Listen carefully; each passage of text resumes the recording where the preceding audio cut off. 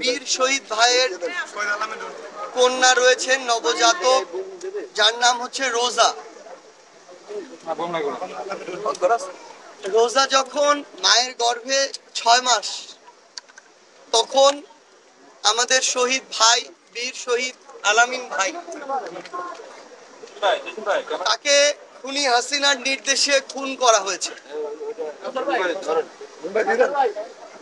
আমার এই বীর শহীদ আলামিন রনি ভাইয়ের সন্তান রোজা,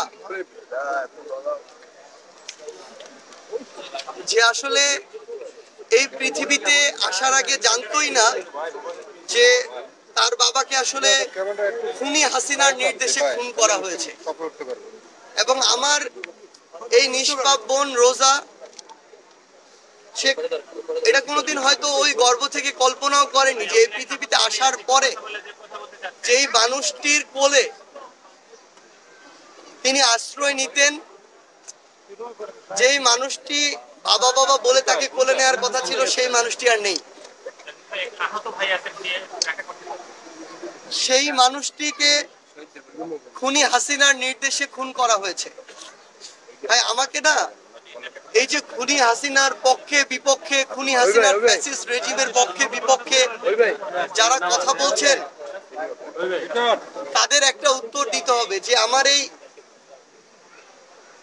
বোন রোজা, মানে তার কি দোষ ছিল? কেন তিনি তার বাবাকে বাবা বলে ডাকতে পারবেন না?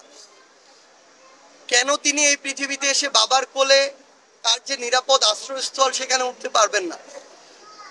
এগুলোর উত্তর ছাড়া, এগুলোর মীমাংসা ছাড়া আসলে এই বাংলাদেশে আর যাই হোক, ওই খুনিদেরকে আমরা প্রতিষ্ঠিত হতে আর দিব না।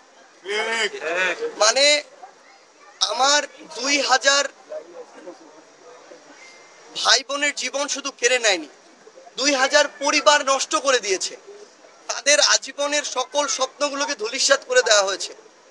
এগুলোর বিচার ছাড়া কেউ যদি একজন আমাদেরকে বলে যে তাদেরকে আমরা রাজনীতিতে দেখতে চাই, তাদেরকে আমরা নির্বাচনে দেখতে চাই, যেই খুনিরা শুধু ক্ষমতায় টিকে থাকার জন্য এত মানুষকে খুন করতে পারে, যাদের এখনো শরীরে, যাদের হাতে এত মানুষের রক্ত, এত খুনের রক্ত, তাদেরকে নিয়ে আমরা এই কথা কিভাবে বলি? মানে আমরা সহজে অনেক কিছু ভুলে যেতে পারি, কিন্তু এই খুন, এত রক্ত আমরা কিভাবে ভুলে যাই?